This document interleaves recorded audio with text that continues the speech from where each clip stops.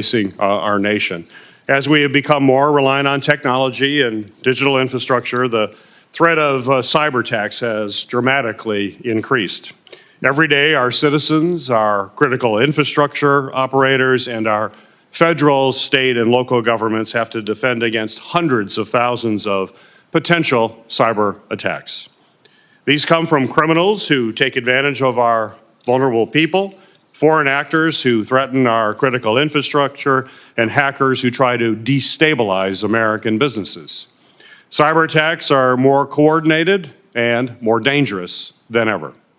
In response to this threat, American regulators have begun to set new standards for cybersecurity and digital safety. They have moved quickly in that work. And in the last 4 years alone, federal regulators have passed 48 rules on cybersecurity, more than 10 per year. And that doesn't include new policies at the state as well as the local level. This surge of regulations comes from a good place. It represents our government's response to a new and growing threat that has helped give American businesses some important guidance on how to keep safe from these cyber threats. The challenge is that even though all aspects of our society are vulnerable to cyber attacks, from electric grids to water systems to gas pipelines, no one is coordinating this effort. This is a patchwork of new guidelines set by separate agencies. Regulators are working to respond to the unique challenges that their sectors certainly face, and they often are not looking at the bigger picture of how all of these different rules all interact with each other. And without that higher level of coordination, there is no way to ensure that these guidelines don't overlap, duplicate, or quite simply contradict each other. The results are often confusing and inefficient. Businesses are scrambling to follow a web of new standards, ones that can change quickly with new technological innovations. Airlines have to adhere to 3 different regulators on cybersecurity. Railroads have 6. A bank could have 16 different oversight bodies, all of whom are passing their own standards and expecting those standards to be followed. This is not necessarily a case of where more is better. We must be smart in these regulations to ensure the higher level of cybersecurity. In short, businesses and their employees are spending too many resources trying to understand these new guidelines. Companies are taking their cybersecurity professionals off the line to fill out paperwork, leaving their defenses undermanned and vulnerable. We need effective regulations on cybersecurity, no question about that. But we need them to be efficient, adaptable, and coordinated all across different agencies. Harmonization and harmonizing these guidelines will make our government more efficient, help businesses compete on the global stage, and ensure that we're addressing cybersecurity threats in the most effective way. And that's why I'm working on legislation to establish a harmonization committee at ONCD that would require all agencies and regulators to come together, talk about cybersecurity regulations, and work on harmonization. Passing legislation is the only solution. We have to bring independent agencies together and start harmonizing this effort. Only Congress has the power to do so. And if we fail at this mission, we won't be able to build the most effective response to cyber threats. It is the practice of this committee to swear in witnesses, so if each of you would please stand and raise your right hand. Do you swear that the testimony that you will give before this committee will be the truth, the whole truth, and nothing but the truth, so help you God? You may be seated. Thank you. Our first witness, Nicholas Leiserson, is an Assistant National Cyber Director for Cyber Policy and Programs. He previously served as ONCD's Deputy Chief of Staff, and prior to joining ONCD, Nicholas spent more than a decade on the staff of Congressman James R. Langevin, the principal author of the National Cyber Director Act. Mr. Leiserson, you are now recognized for your opening comments. Good morning, Chairman Peters and distinguished senators of the committee. Thank you for the opportunity to testify before you today. Today's hearing is about a complex topic: how to set baseline cybersecurity requirements across critical infrastructure in a harmonized manner. It involves coordinating dozens of agencies, each implementing its own unique authorities. Yet despite the complexity, our value proposition is simple. In a harmonized regulatory environment, we will see better cybersecurity outcomes as we reduce the dollars that are going into regulatory compliance. Pursuant to the National Cybersecurity Strategy Implementation Plan, the Office of the National Cyber Director, or ONCD, released a request for information last year about cybersecurity, regulatory harmonization, and reciprocity. ONCD received 86 unique responses to the RFI, covering 11 of 16 critical infrastructure sectors. In all, the respondents represent over 15,000 businesses, states, and other organizations. We have analyzed the responses, and yesterday, we released our summary of the more than 2,000 pages of comments we received. There are 3 key findings. First, the lack of harmonization and reciprocity harms cybersecurity outcomes while increasing compliance costs. Second, challenges with harmonization extend to businesses of all sectors and all sizes and cross jurisdictional boundaries. And third, the United States government is positioned to act to address these challenges. Let me share some of what we heard. The Business Roundtable, a group of CEOs whose companies support 1 in 4 American jobs, noted that, quote, duplicative, conflicting, or unnecessary regulations require companies to devote more resources to fulfilling technical compliance requirements without improving cybersecurity outcomes, close quote. The National Defense Industry Association, whose more than 65,000 corporate and individual members comprise much of our defense industrial base, wrote, quote, inconsistencies also pose barriers to entry, especially for small and mid-sized businesses that often have limited resources, close quote.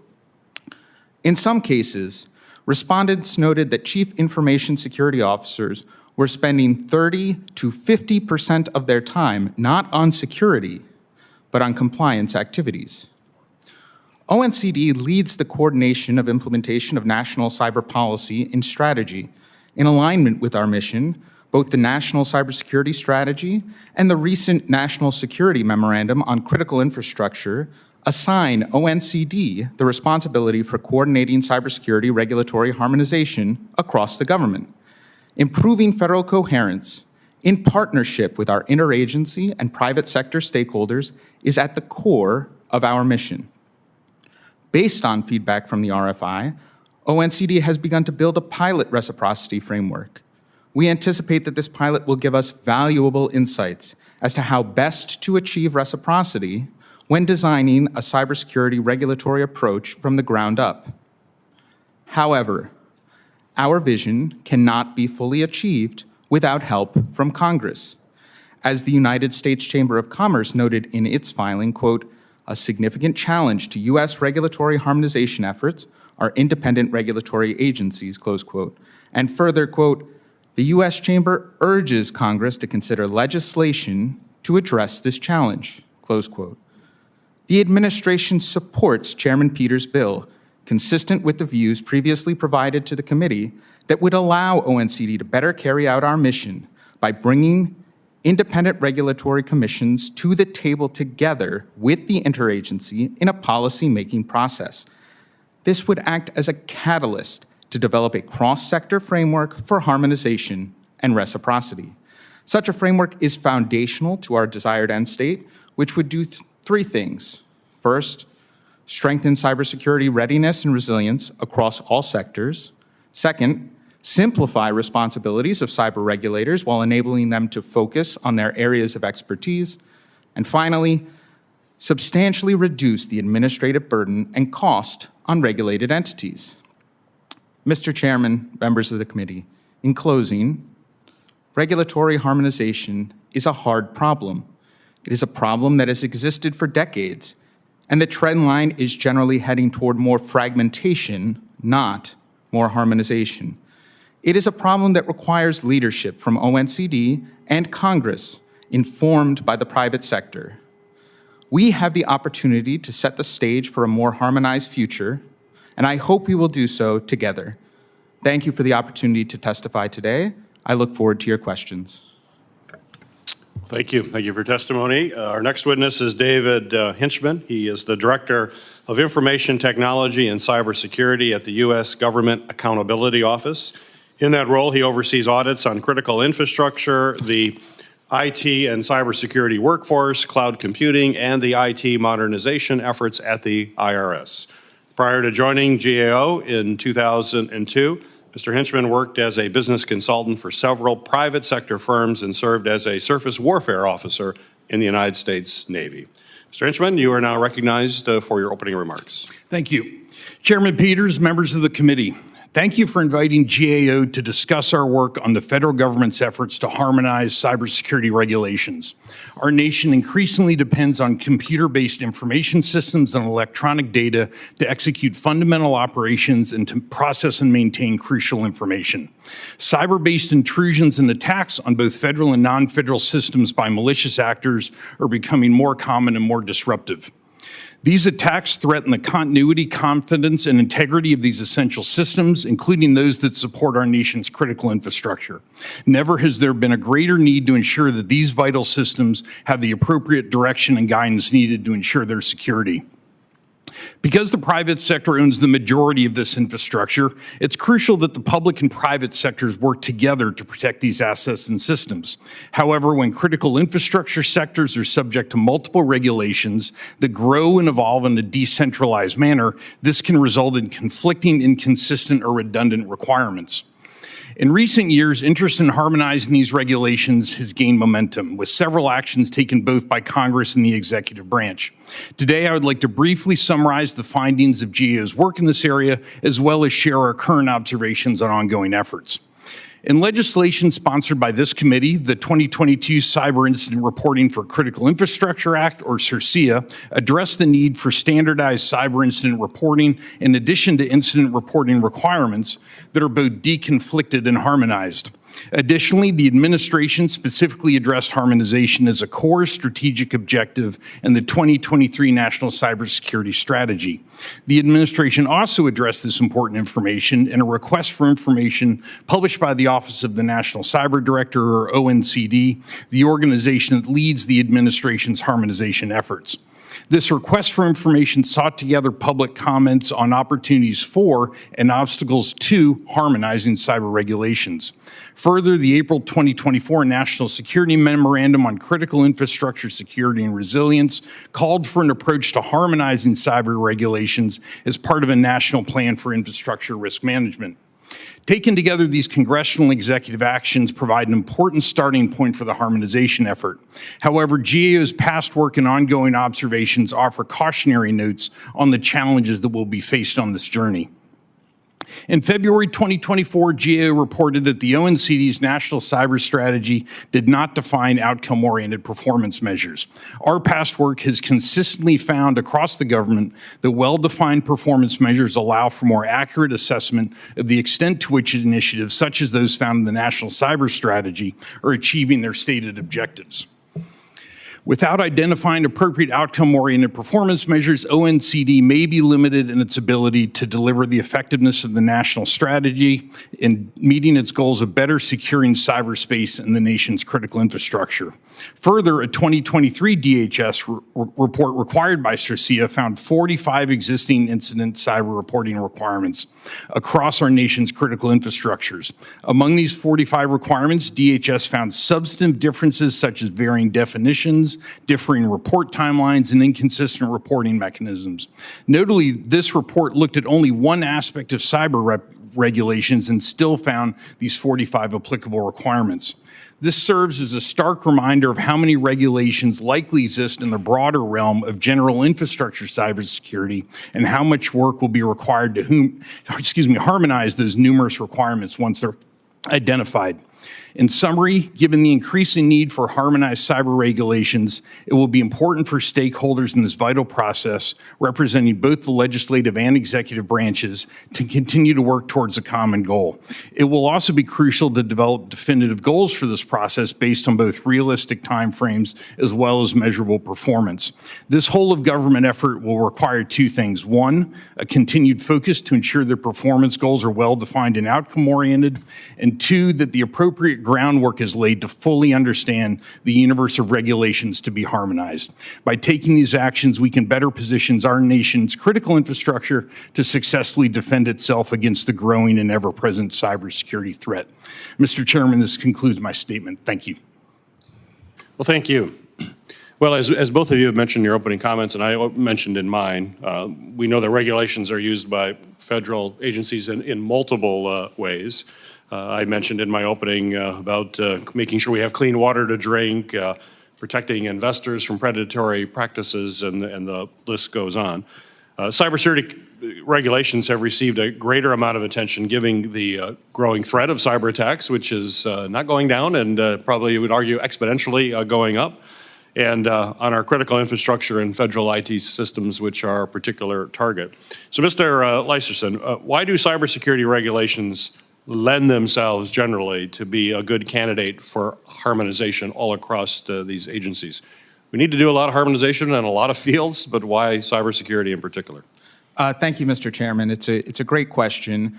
And from our standpoint, the reason that we're particularly interested in looking at baseline cybersecurity requirements across critical infrastructure sectors is that the information and communications technology that's used, whether you're in a bank, a nuclear power plant, a water treatment facility, the information and communications technology is largely the same, and the first thing that adversaries are trying to do when they get access, whether they're trying to steal money, drop ransomware, or potentially affect our ability to mobilize militarily, the first thing they're going after is these enterprise IT systems.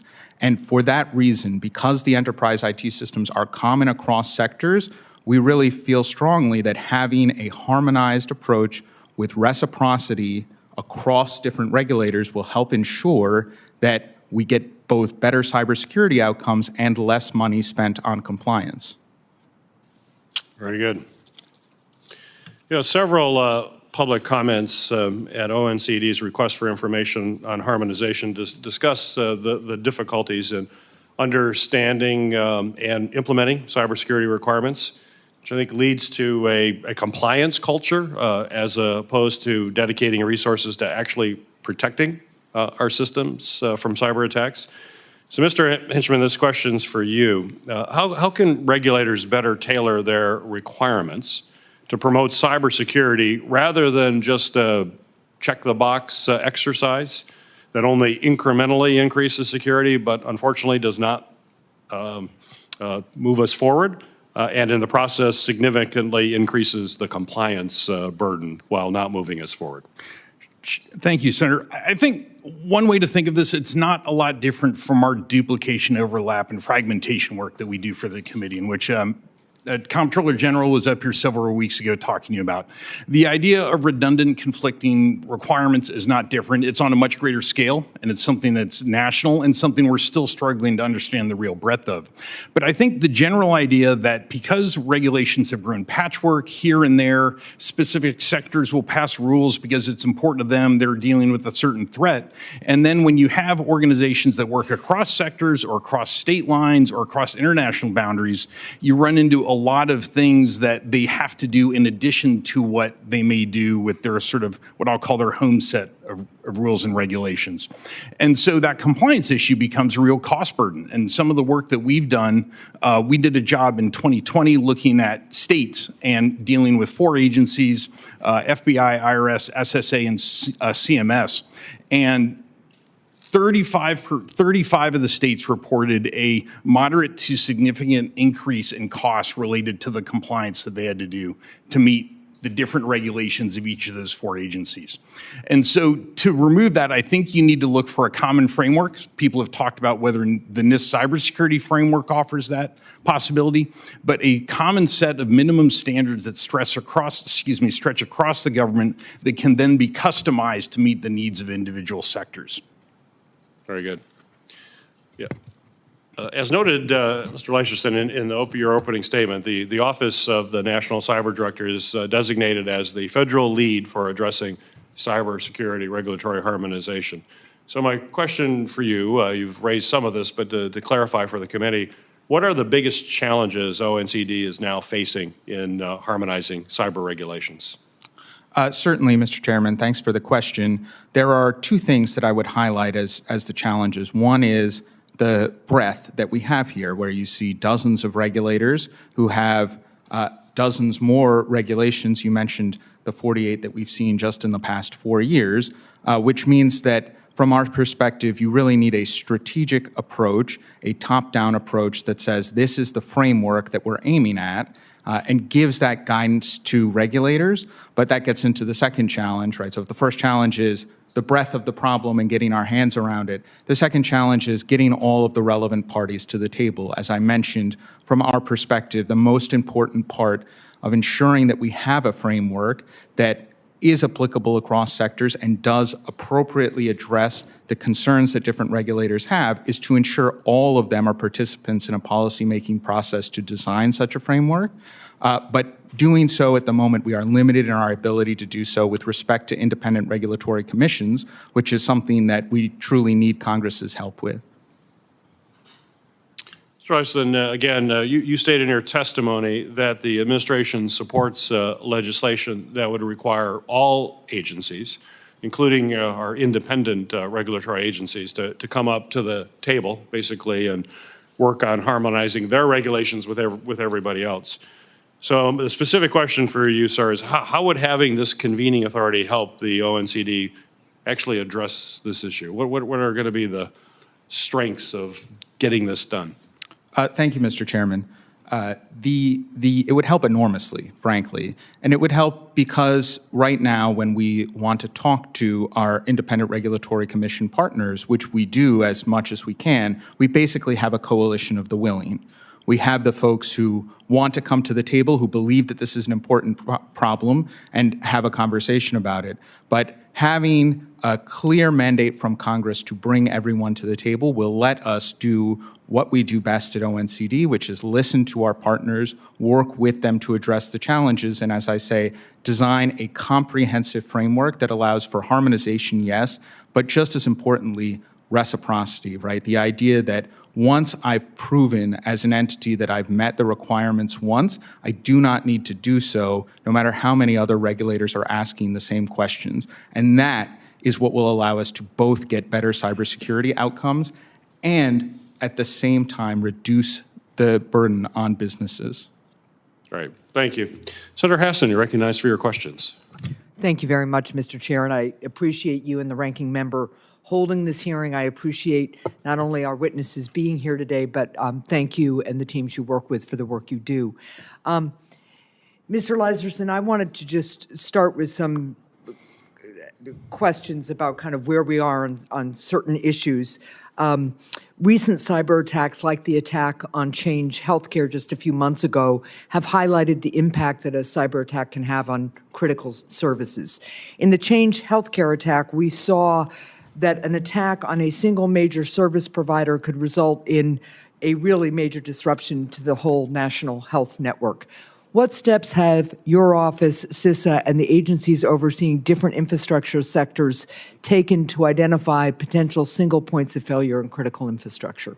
Thank you, ma'am, for that question. It's one that actually is very important to our work in the administration. When I was on the Hill, I actually worked with the Cyberspace Solarium Commission, where we talked about systemically important critical infrastructure. And if you look at the President's letter to Congress delivering CISA's report on Section 9002 of the fiscal year 21 National Defense Authorization Act, right, in response to Congress's request, he specifically highlighted the fact that we need more policy on systemically important entities as a key goal of the policy process that we kicked off in November of 22. That has produced this new national security memorandum, and right now sector risk management agencies are working to, within their sectors, identify exactly as you describe these critical points of failure, and then working with CISA as the national coordinator to help ensure that once we've got them identified, we can provision resources appropriately and ensure that we're appropriately managing that risk. Thank you for that. Another question for you. Effective implementation of cybersecurity laws requires a federal workforce with the appropriate expertise and skills. So what's the National Cyber Director doing to expand the federal workforce of cybersecurity professionals so that government agencies have the expertise needed to safeguard our country's cybersecurity? Thank you, Senator. There are two things that I think I'll highlight for this, something that is a key priority of National Cyber Director Harry Coker Jr. The first is that we recognize that our regulatory partners need capacity building for cybersecurity regulations, right? We're talking about how we need harmonization. We also need to ensure they have the appropriate expertise. That is something that we at the Office of the National Cyber Director, with our partners in the Office of Management and Budget, in our annual budget guidance that we provide to agencies, have specifically highlighted for the fiscal year 25 budget as a key priority that they are making investments in the personnel that they need in order to do their jobs effectively. More broadly, one of the key goals of implementing the National Cyber Workforce and Education Strategy we released last year is both removing barriers and broadening pathways to entry. A key initiative we're focused on right now is skills-based hiring. It's removing the barrier of saying if you have the appropriate skills to do a cybersecurity job, but you do not have a four-year college degree, that should not be a barrier in terms of your being able to join the federal government. And just at the end of April, we announced that next year, the 2210 series, which is the largest series of federal IT positions, the Office of Personnel Management is working to ensure that all 2210s you can hire using a skills-based process, which we believe is incredibly important to getting the talent that we need into federal jobs. Well, that's really helpful. And please stay in touch if there are additional strategies that we can employ to help bring people in from the private sector to work for the federal government. Mr. Hinchman, your written testimony discusses the need to harmonize cybersecurity requirements with national infrastructure risk management planning. Last year, I introduced bipartisan legislation with Senator Romney to codify the Department of Homeland Security's national risk management process. I'm pleased to see that the White House's recent national security memorandum includes a requirement to implement part of our bill. The memorandum requires the Department of Homeland Security to develop a national infrastructure risk management plan and to update it periodically. How could this plan improve cybersecurity across U.S. critical infrastructure, and how could the plan help harmonize current cybersecurity regulations?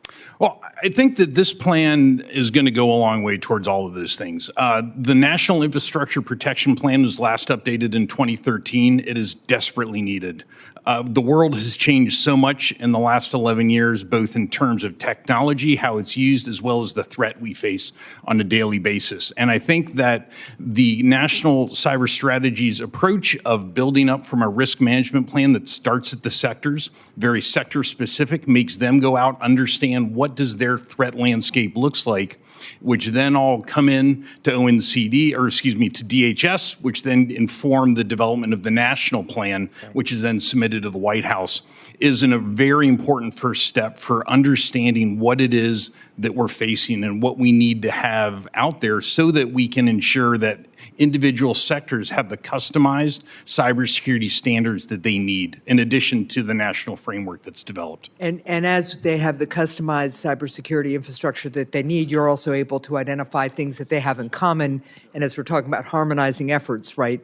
Absolutely. Trying to make sure that the regulatory framework really is reflective of those specific needs. Absolutely. I think the way I think of it right now is we don't yet understand what we don't know. Yeah. And until that work is done, and as these efforts, as Mr. Leiserson has been describing, that's all going to start to come together, and we're going to start to understand the landscape a lot better. And that's what's going to enable the really positive developments like the framework, the customized specialties within sectors, as well as the commonalities that those sectors share, as you mentioned. Okay, thank you. One more question to you again, Mr. Hinchman.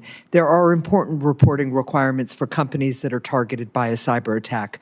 For example, some companies must inform the Department of Homeland Security about cyber attacks on critical infrastructure. These reporting requirements provide the federal government with important information to prevent cyber attacks on other companies.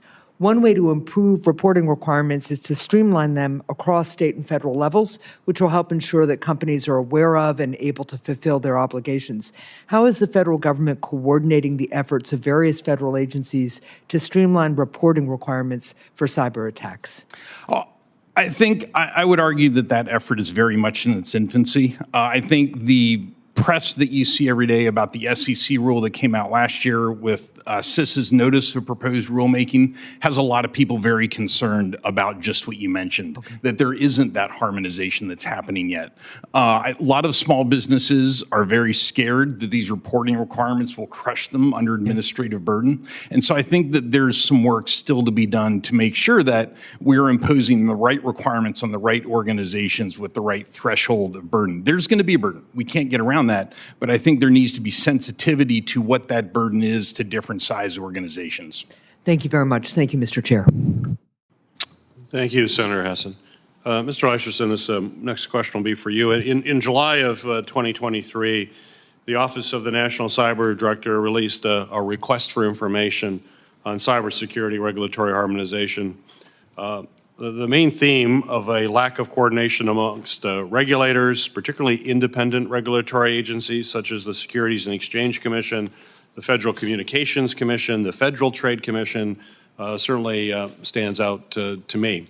So my question for you is, how is the ONCD incorporating the feedback from the RFI into their work? Thank you, Mr. Chairman. We are very much, the reason that we put out the RFI in the first place is absolutely that we rely on the input from all of our partners, both in the private sector and in the interagency, to inform our work. There are a couple of things that I think really stood out to us in terms of the RFI and have crystallized how we're approaching our regulatory harmonization and reciprocity work going forward. One element in particular is the fact that reciprocity, which we had theorized should probably be part of the solution, was really highlighted in the RFI respondents as something that is absolutely critical to our getting this right. The focus on the compliance burden really points to the fact that, yes, you want a harmonized baseline because that gives you the simplicity, the clarity of understanding what specifically it is that you need to do, but you need the reciprocity to ensure that that also translates into less compliance costs. The other thing that I think I'll highlight is the amount of focus on supply chain risk management and the fact that for a number of companies, they are right now trying to figure out how do they manage risk in their supply chains, cyber risk that can come because they're either connections back into their networks or the fact that a disruption in their supply chain could materially impact their business. And having a harmonized framework would also help them do their own internal risk management processes, which I will admit was not something that we were really thinking through at the outset. And now we look and say, well, this actually could be a catalyst for businesses too. You may have regulation that actually helps them manage their own business risk by being able to look and say, oh, these folks have met the baseline standards. That helps us understand what their posture is for our own internal business-focused supply chain risk management. Mr. Hinchman, in your testimony, you highlighted that the federal government should adopt model definitions and consider setting minimum cybersecurity requirements. So how do conflicting definitions and requirements contribute to the difficulties in overall compliance? Anytime that an organization is subject to multiple, the word of art is regime, reporting regime, you run into compliance burdens. And we've done work in the financial sector where CISOs from financial services firms have reported their folks spend 30 to 40% of their time on compliance rather than focusing on cybersecurity. And it gets back to the point I'd initially made about duplication overlap, that when you have multiple reporting regimes with multiple requirements that are not alike, you spend a lot of time doing paperwork rather than focusing on your job, because you need to meet the requirements of both of these frameworks that you're subject to. A single overarching framework, which is then customized as appropriate within sector, ideally would remove a lot of that burden so that there is a single point of reference that everyone starts from when thinking about cybersecurity in their organizations, and that includes reporting requirements, anything else. And when we talk about reporting requirement, there's a whole framework beyond that, identification management, protection of data, response, recovery. And so I think it's really important that people be able to go to one place, know where that starts, and then figure out what they're required to do from there so that you can streamline those compliance requirements. There will always be some compliance burden, as I mentioned a moment ago, but we can do a lot to streamline that and minimize it. Yeah, very good. Mr. Leiserson, to what extent has disharmonization of cyber regulations and compliance mechanisms actually impacted the ability of companies to compete internationally? Thank you, Mr. Chairman. That has absolutely been something that we have heard because for a number of reasons, I would say. So first and foremost, it can mean that companies need to invest in multiple systems. So you are basically forcing them to duplicate some of their information and communications technology spend because they are subject to disharmonious regulatory regimes. And when that is the case, if they're competing against a company in, say, Europe that is only operating under an EU framework, they will be at a competitive disadvantage. I think that really points to part of what we are hoping to get out of this effort if we have a strong federal framework for baseline cybersecurity requirements that is developed by all of the relevant parties in the interagency, including the independent regulatory commissions. That actually is very helpful for us in digital trade negotiations, in other export of American businesses, because we can then go forth and say, hey, now we're looking for mutual recognition with our international partners, and we can give folks an understanding of what exactly that means because we have a single framework to point to. Whereas right now, when you look at mutual recognition, it's often challenging because we're pointing back to what we're doing that is a kind of hodgepodge of different regulatory requirements. Thank you. Senator Langford, you're recognized for your questions. For my 19 minutes of questions. For your 19 minutes, yeah. So I see Senator Rosen's here. She'll want you to be briefer than yeah. It'll be a little more brief than that. Thank you both. Thanks for the information and the background on it. I apologize. I've had to run in and out through this hearing as well. You gave a stat earlier that I wanted to be able to drill down a little bit on it. You gave a stat that one of the business organizations said they spend 30 to 50% of their time not on security, but on compliance. So let's drill down on that a little bit. Do they give you information, or do you have a sense of what that compliance is that could not be done so they could spend more time on security? Absolutely, Senator, and thanks very much for that question. So that 30 to 50% number is for chief information security officers in their time. That was in response to our RFI last year. More recent testimony, actually, that was given in April before the Committee on Homeland Security said that when you look at the CISO's team's time, sometimes it's up to 70%. So 70% of the human capital that, in this case, this is the financial services sector that had done this survey, 70% of their team's time were spent on compliance activities. And the concern that I think we have is not that there shouldn't be requirements. There absolutely must be. The financial services system, for instance, is absolutely vital to our economy, to our national security. However, when you have time spent on developing reports, on responding to examiners' questions, not in a standardized, harmonized way, that is a challenge. And a further challenge is if another regulator then comes in after you have just finished an examination with the first, the second regulator comes in and says, hey, yes, you have all of these reports that you've developed, for the first, but we have a different opinion with respect to risk. And the chairman had asked earlier about why cybersecurity is particularly amenable to harmonization, and the reason is the risk that we're talking about here is the same. It is the same information systems. So that's really one of the challenges that we see out there and why we believe the approach here is so important. So what is the right percentage of time you think to be able to do compliance? Because they're going to have to do some, you're right, but 70% is clearly not the right number on this to try to get it down to that level. It's going to be just a ballpark. I get that. Yeah, I am not. I'm more of a cybersecurity guy, Senator, than Trying to be able to figure a that compliance guy. But I'd be happy to take that back and get some sense. But 70% is not correct. It's not correct. I would tell you, I met with some folks that were in rural healthcare yesterday and nursing homes and skilled nursing. They're frustrated because their compliance requirements continue to go up. They're adding additional nurses, not to see patients, but to fill out forms that are now being requested by CMS. It's the same issue here. They don't have the same issue of multiple regulators. They just have increased amount of compliance to be able to fill out forms. And when you take nurses away from patients to be able to fill out forms, you've got more forms but not more care. We have the same situation, my fear is, in that I know we have duplication, but we also have increased requirements to be able to do some of these completed forms to be able to turn in for someone to be able to put in a drawer so that later if there's a problem, they can show, yes, here's your problem, you didn't fill out this form correctly, rather than helping them with compliance. That's my perspective on that, but that's one I'll be able to push on. I need to ask, though, why OMB doesn't already have the authority to do this. So obviously, there's a lot of authority that OMB has to be able to coordinate against all agencies. What is unique about this legislation that gives authority that OMB doesn't have right now? Senator, thanks very much for that question. And I will say a couple of things. First of all, we are lockstep with OIRA, the Office of Information and Regulatory Affairs at OMB. We work very closely with them.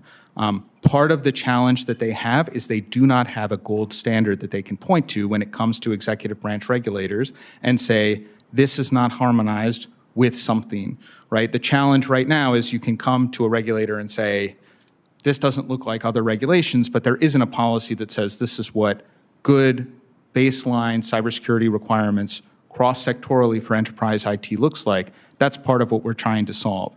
The other challenge, though, is the independent regulatory commissions, which we do not have the authority, neither OMB nor the Office of the National Cyber Director, to bring to the table to help design that framework. And from our standpoint, it needs to be an inclusive process. We need to hear from everyone in order to design something effectively. And that is something that, from the administration's perspective, not just ONCD's, the administration supports the approach that Chairman Peters has laid out.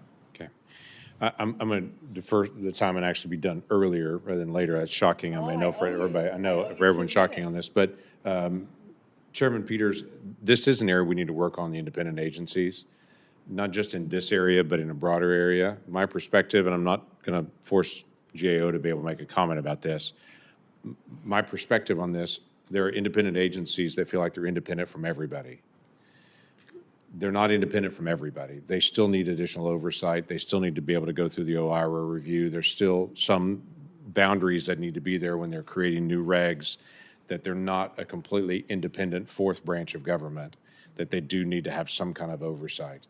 So this is something I think we need to look at not only in this area, but in a broader area in the days ahead and the authority that this committee has. Well, I agree with you, but this is, I think, a very meaningful step. It'll set an example of how we got to bring them together in a key area, but I'm with you all the way, Senator, on that.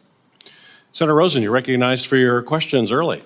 Well, thank you. And I'm going to say, as a former software developer, systems analyst, I can tell you IT modernization can improve, can really help with compliance issues. It can streamline the process, and it can remove those duplicative reporting because it can see what you're doing. You shouldn't have to say, put this in this form. It should populate in all the forms, just like we use when we use our phone.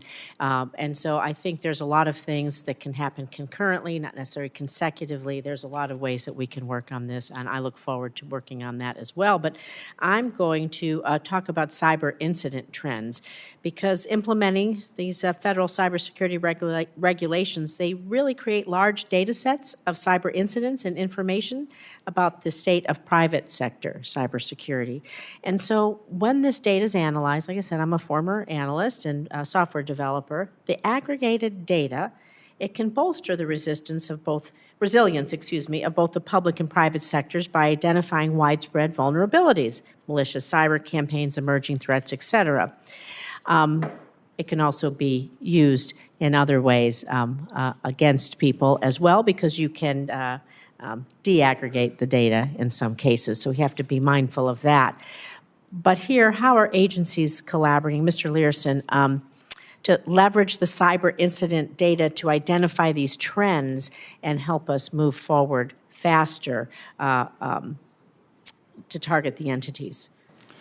Thank you, Senator, very much for that question. As a former programmer myself, it is absolutely something that is of interest to us in conversations that we've been having as we work to implement the committee or the legislation that this committee pushed forward, the Cyber Incident Reporting for Critical Infrastructure Act, to ensure that we are seeing exactly those gains in terms of an understanding of the cyber landscape. One of the things that I remember General Alexander said from the beginning of his time at NSA as the director of NSA was, we need a common operating picture of what's going on in cyberspace. CERCIA allows us to get there, but only if we are properly positioned to do the appropriate data analytics once we get there. And I have had conversations with DHS's new Office of Statistics, Homeland Security Statistics, which has a cybersecurity program about looking at exactly this challenge. And I think it is one that as we move towards CERCIA implementation in September 2025, we absolutely need to take advantage of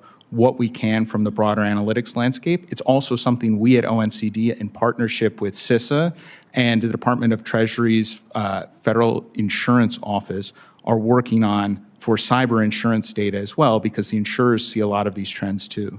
Well, I think it's important that we share some of the data in smart ways so we're not in the silos where maybe the insurance data sees one thing and some other ways, electric companies see another, whatever that is, and you're missing these common threads, as you know, if you're worked as a programmer as well. And speaking of working as programmers, there's a workforce shortage. We know it, especially in the private sector. And there's currently nearly 470,000 cybersecurity jobs open in the United States, of course, across the tech industry, even more.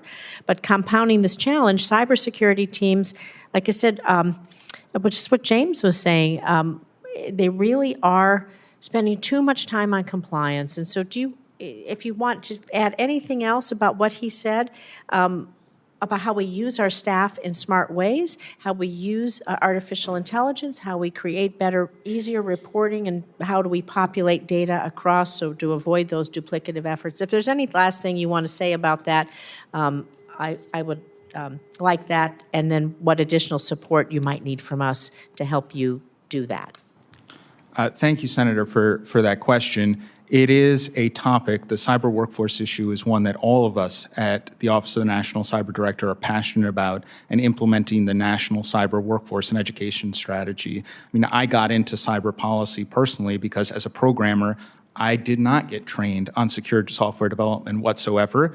And I was in public policy classes and listening to my compatriots say, hey, we have all these concerns about cybersecurity. And I looked at them and I was like, I think I'm the problem.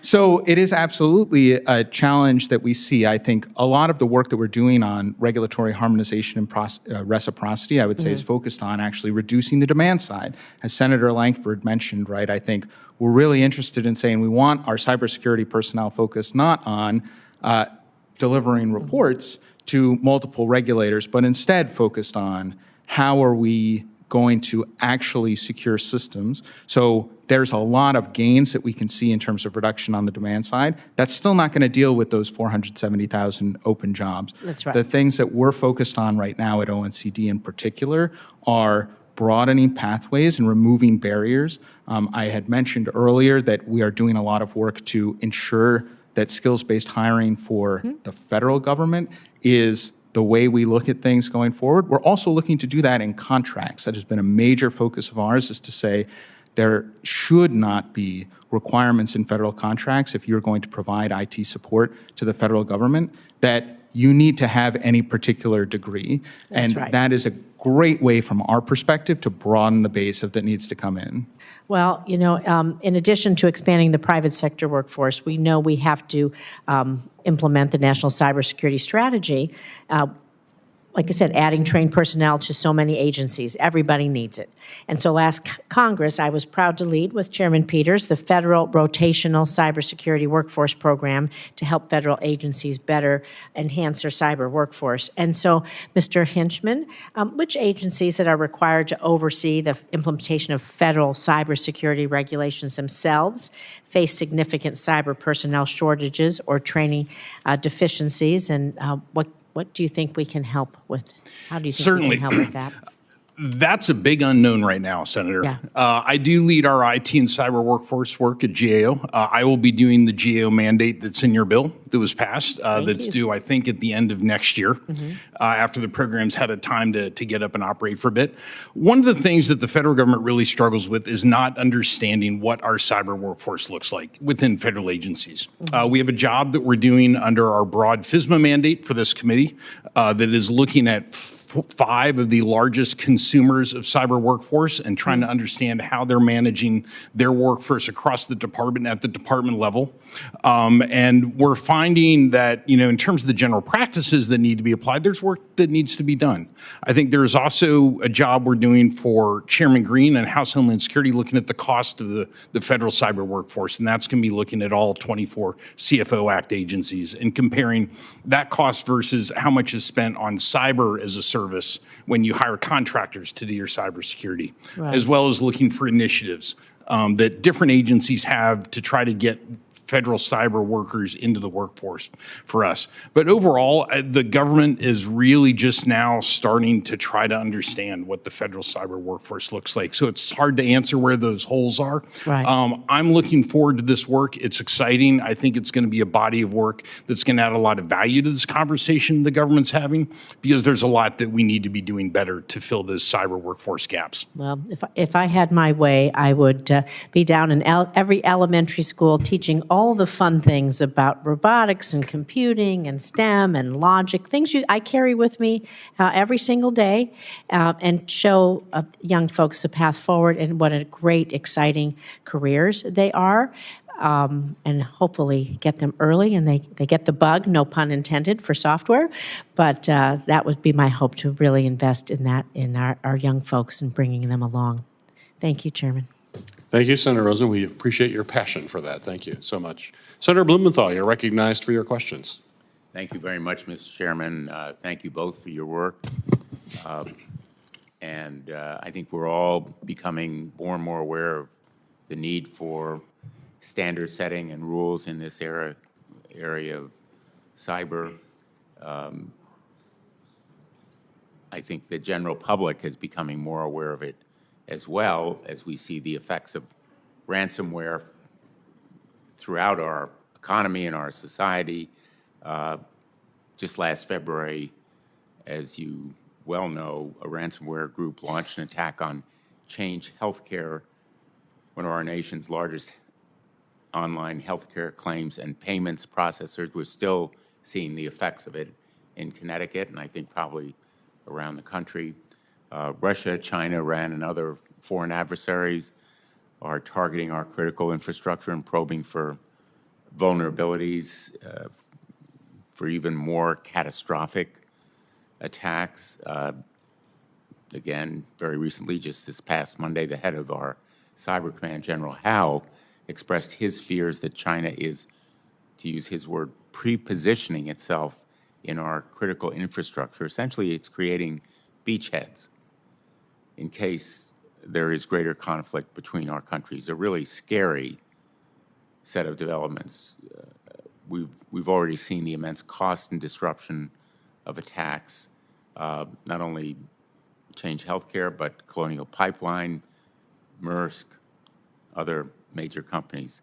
So we've been warned we need to treat this crisis like a national emergency.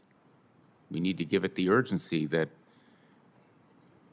Americans should feel as a nation, in effect, under attack.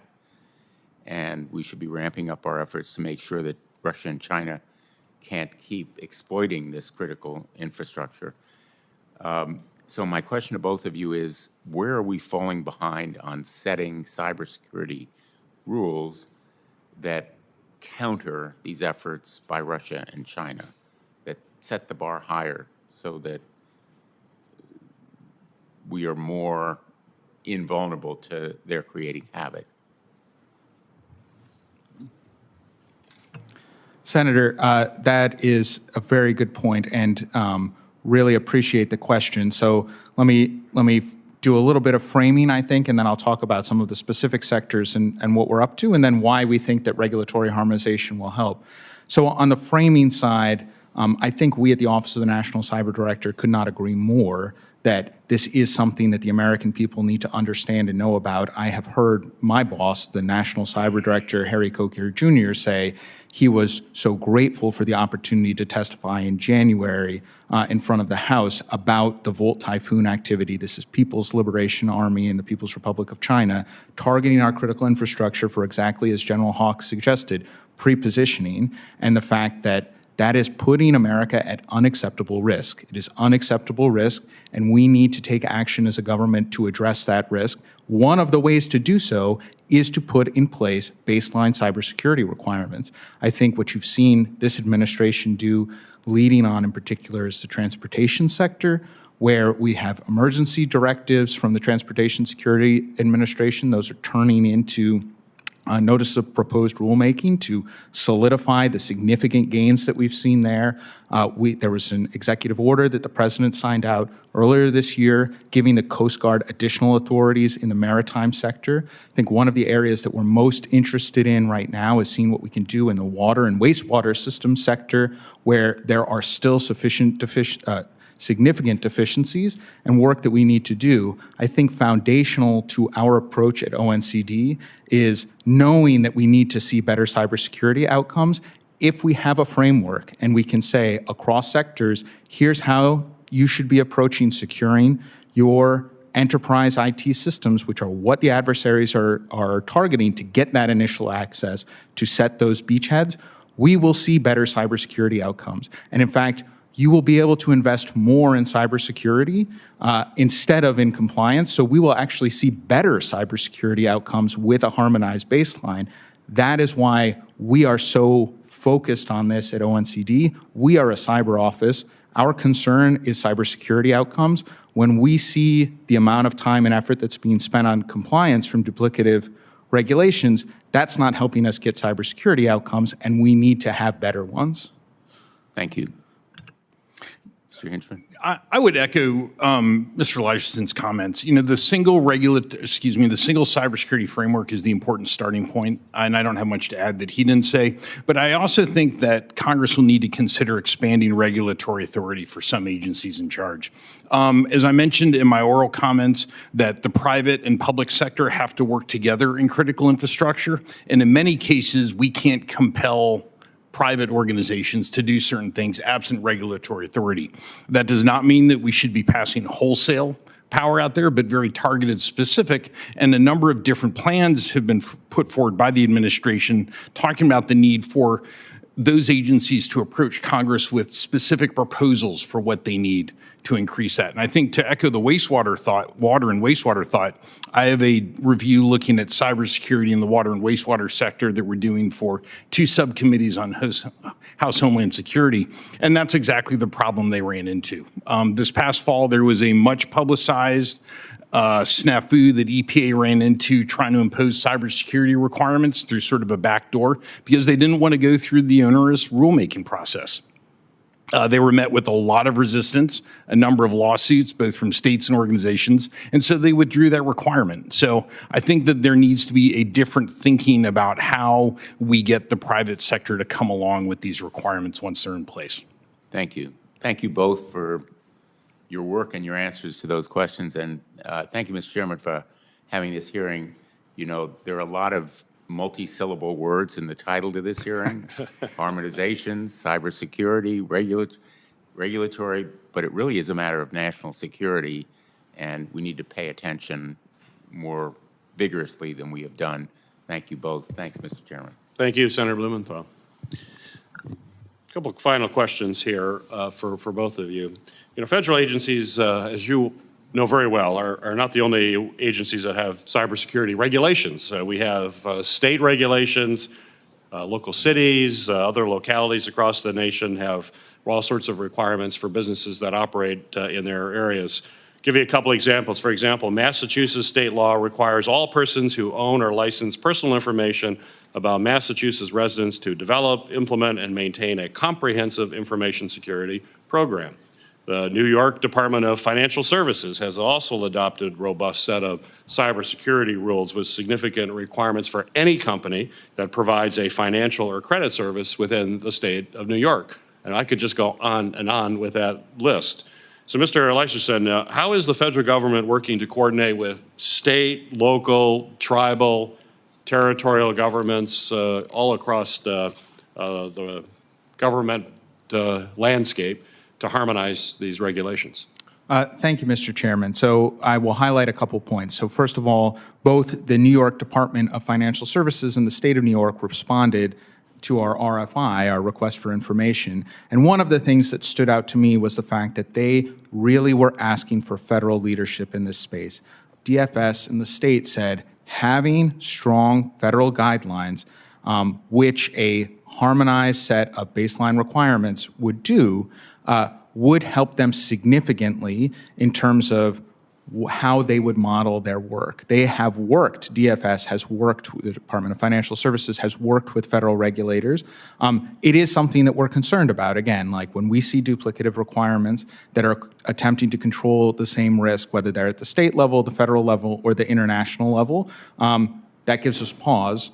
But if we can get the federal house in order, if we can set a strong federal baseline requirement, if we can lead, we do have strong confidence that both our state governments will look at that as a gold standard and also start to move in that direction, and also our international partners. One of the things that the National Cyber Director, Harry Coker Jr., has consistently impressed upon me is in his conversations with international counterparts, they bring up regulatory harmonization. They ask, what is it that we're doing to help control risk to critical infrastructure? And they say, gee, it would be great to see federal leadership here. We need the United States to help us understand you have the most sophisticated tech sector, you have the most reliance on technology. If you can set a gold standard, that would help us. That would give something for us to shoot for as well. So I think it really is incumbent upon us in the federal government partnering between the administration and Congress to set that standard. And Mr. Hinchman, how does this contrasting federal, state, local regulations, how does that impact businesses in our community or in our country? Well, I think very similar to the problems we had with just sort of federal agencies, it's the multiple requirements and who do you need to do and for what. I think, you know, the examples you drew were great. I live in Texas.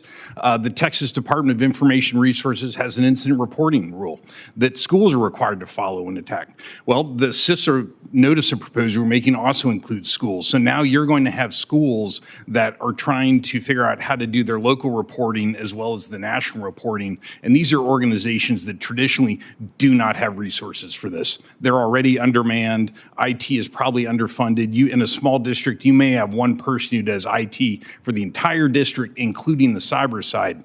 And I don't know that that's sustainable.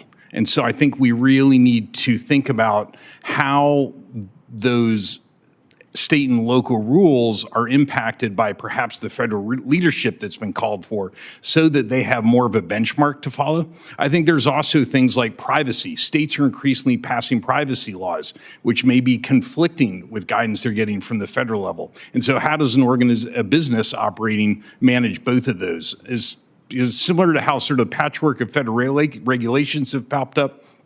Is the patchwork of as state laws pop up as well. That all needs to be managed and sort of brought into a common framework so that folks know who they're operating from and what the standards are. Well, very good. So I want to thank both of our witnesses. Thank you for being here today and sharing your thoughts today.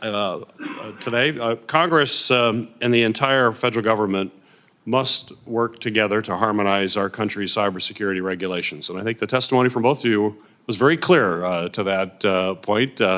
And it's without question a critical step in protecting both our citizens as well as our businesses from cyber threats. So I look forward to continuing to work together with both of you and others to strengthen cybersecurity standards and make sure that they are also coordinated, effective, and efficient, and give our industries the guidance that they need. The record for this hearing will remain open for 15 days until 5 p.m. on June 20th of 2024 for the submission of statements and the questions for the record. This hearing is now adjourned.